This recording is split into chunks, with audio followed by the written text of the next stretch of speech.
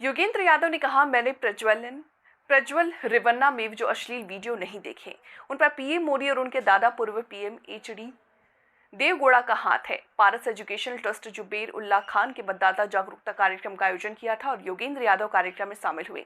इस कार्यक्रम में उन्होंने मीडिया से बात करते हुए कहा कि मोदी का फोकस हिंदुओं पर नहीं है, वो हिंदू मतदाताओं को भ्रमित करने के लिए हिंदू शब्द का इस्तेमाल कर रहे हैं। प्रज्वल रेवन्ना ने महिलाओं के साथ जो किया, क्या वो महिलाएं हिंदू नहीं हैं? और उन्होंने कहा कि करोड़ों हिंदू युवा बेरोजगार हैं, क्या वे हिंदू नहीं हैं? उन्होंने कहा कि मोदी हिंदुओं को बेवकूफ बना रहे हैं। वहीं मोदी ने 22 कारोबारियों का 16,000 करोड़ रुपए का कर्ज माफ कर दिया। मोदी को हिंदुओं से कोई लेना देना नहीं है। नाम नहीं हटाएंगे कि तारे में मेरे लिखे हुए लफ्ज नहीं है, मैंने आपसे एक पैसा नहीं लिया, मेरा नाम हटाओ, मुझे नहीं चाहिए, मैं इस किताब को अपना नाम नहीं देना चाहता। और अब ये कहते हैं नहीं, नाम नहीं हटाएंगे।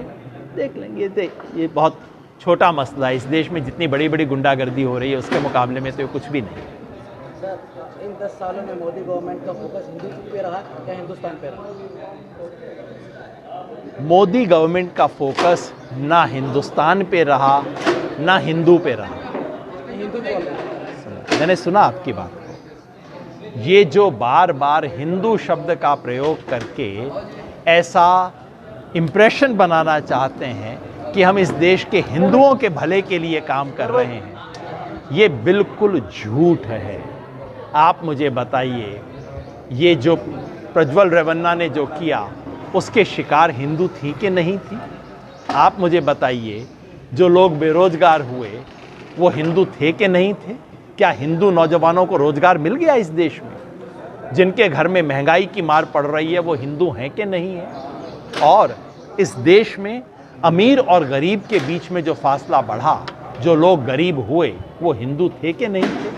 सच ये है कि इनको ना हिंदुस्तान से मतलब है ना इन्हें हिंदू से मतलब है, इनको मोदानी से मतलब है। मोदी प्लस अडानी, इनको उन 22 लोगों से मतलब है जिनके लिए 16 लाख करोड़ रुपए इन्होंने माफ़ किए। ये सिर्फ कुछ चंद लोगों को, हिंदुस्तान के 20 परिवारों को प्रमोट करना है। और ये हिंदुत्व, ये सब सिर्फ लोगों की आंख में धूल झोंकने के तरीके। सर, आपके हिसाब से क्या Modi ji secular prime minister of India है? ऐसा तो वो बेचारे दावा ही नहीं करते, उन पे इतना बड़ा आरोप आप क्यों लगा रहे हैं? नहीं सर, आपका क्या पर्सनल क्या कहना है सर, क्या वो secular prime minister of India है या नहीं है? एक मायने में मोदी जी बड़े सेकुलर हैं कि उन्हें वोट मिल जाए और पैसा मिल जाए तो किसी के लिए भी कर सकते हैं, तो बिल्कुल सेकुलर आदमी है, आपको पता ही होना चाहिए। नहीं सर, सेकुलरिज्म किसको कहते हैं सर? आप अपना हमारे सवाल को जवाब गोल मटल करके दें। प्रियंका खड़गे जी जो यहाँ के मल्लिकार्जुन खड़गे जी के जो बेटे हैं, उन्होंने तो कह दिया कि वो सेकुलर नहीं है, तो आप क्या कहेंगे सर?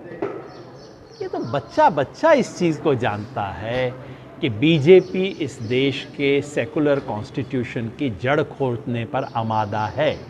जो प्रधानमंत्री हजारों लोगों के सामने सभा में इस देश के 20 करोड़ लोगों को घुसपैठिया बोलता है, वो किस चीज़ का सेकुलर है? सेकुलर छोड़िए, वो किस चीज़ का इंडियन है? ये तो हिंदुस्तान के खिलाफ साजिश है, सिर्फ सेकुलरिज्म नहीं। ये कहना कि मोदी जी सेकुलर नहीं है, ये तो बहुत छोटी बात है, ये तो मोदी जी खुद कबूल कर लेंगे। असली बात ये है कि वो हिंदुस्तान के खिलाफ हैं, इंडिया के खिलाफ हैं, इंडियन कॉन्स्टिट्यूशन के खिलाफ हैं, हमारी देश की 5000 साल की हेरिटेज के खिलाफ हैं, हमारे आज़ादी के आंदोलन की वैल्यूज़ के खिलाफ हैं। ये बड़ी बात। सर, देश को आरएसएस चला रहा है या मोदी जी चला रहे हैं, अमित शाह जी चला रहे हैं या बीजेपी चला रही है? इस देश को मोदानी चला रहा है, मतलब कुछ बीजेपी के लोग, बीजेपी के भी सारे लोग नहीं है, सब डरे बैठे हैं। बीजेपी की ज़्यादातर नेताओं की इतनी बुरी हालत है, बेचारों की ज़ुबान नहीं खुलती है। ये अपने आप को बड़े बड़े नेता बताते हैं, बड़े बड़े मंत्री, कैबिनेट मंत्री, इनकी हिम्मत नहीं है। इनको ये बताया जाता है कौन सा कपड़ा पहन के जाना है, फ़ोन आते हैं इनको गाड़ी में, तो इनकी तो कोई हिम्मत नहीं, ये नहीं चला रहे हैं, तो सिर्फ मुखौटे हैं। इस देश को बीजेपी के 2 लोग इस देश के 2 बड़े उद्योगपतियों के लिए चला रहे हैं। ये हम 2, हमारे 2 की सरकार है। हम 2, दिल्ली वाले 2, और जिन 2 के लिए चल रही है वो अहमदाबाद वाले 2 हैं, उसके लिए सरकार चल रही है, बाकी का कोई महत्व नहीं है इस सरकार। मल्लिकार्जुन खड़गे जी यहाँ पे अभी इंडिया में पीएम का फेस अभी होने वाले हैं, पीएम का फेस पीएम रेस में चल रहे हैं, तो क्या आप मल्लिकार्जुन खड़गे जी को पीएम देखना चाहेंगे या राहुल गांधी जी को? मैं समझता हूँ इसका तो जवाब मल्लिकार्जुन खड़गे जी ने बहुत सुंदर दिया सर था। आपके हिसाब से? उनके इतने सुंदर सवाल जवाब का मैं और इम्प्रूवमेंट क्या कर सकता हूँ। उन्होंने कहा था कि भाई पहले एमपी का फैसला तो होने दो, पीएम का सवाल बहुत बाद में है।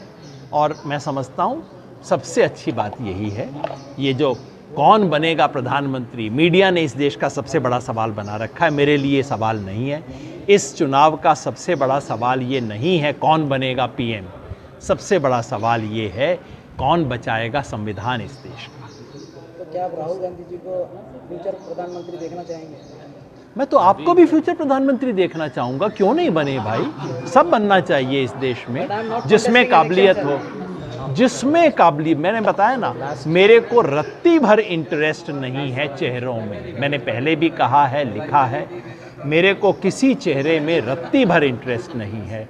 मेरे लिए संविधान जरूरी है, मेरे लिए इस देश की मिट्टी जरूरी है, जो इस देश की मिट्टी को बचाए वो प्रधानमंत्री बने, अच्छी बात। आखिरी सवाल प्रज्वल रेवन्ना से जुड़ा हुआ है। We have seen the sleazy videos and ऑक्सिंग videos, so what do you say about that?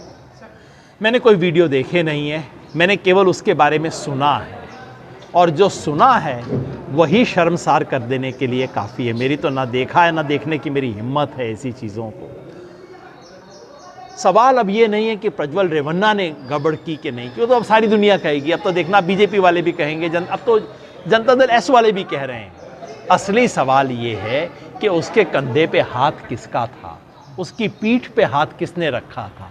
उसके कंधे पे हाथ था उसके दादा का, देवे गौड़ा, जो इस देश के भूतपूर्व प्रधानमंत्री रह चुके हैं, जिन्होंने जिद की। असली सवाल ये है कि जब बीजेपी और जेडीएस में गठबंधन का नेगोशिएशन हुआ, उस वक्त प्रज्वल रेवन्ना का सवाल आया, उस वक्त उन्हें पता था, टेबल पे रखा हुआ था कि इस आदमी के खिलाफ इस तरह के वीडियो हैं। उसके बाद अलायंस हुआ, उसके बाद उसको कैंडिडेट बनाया गया, उसके बाद प्रधानमंत्री ने जाके उसको मंच से अपना कैंडिडेट डिक्लेयर किया। तो सवाल ये नहीं है कि वो दोषी है या नहीं है, सवाल ये है कि उसके कंधे पे हाथ इस देश के प्रधानमंत्री का है और उसके पीठ के पीछे ताकत देवे गौड़ा की है। इन दोनों की जिम्मेवारी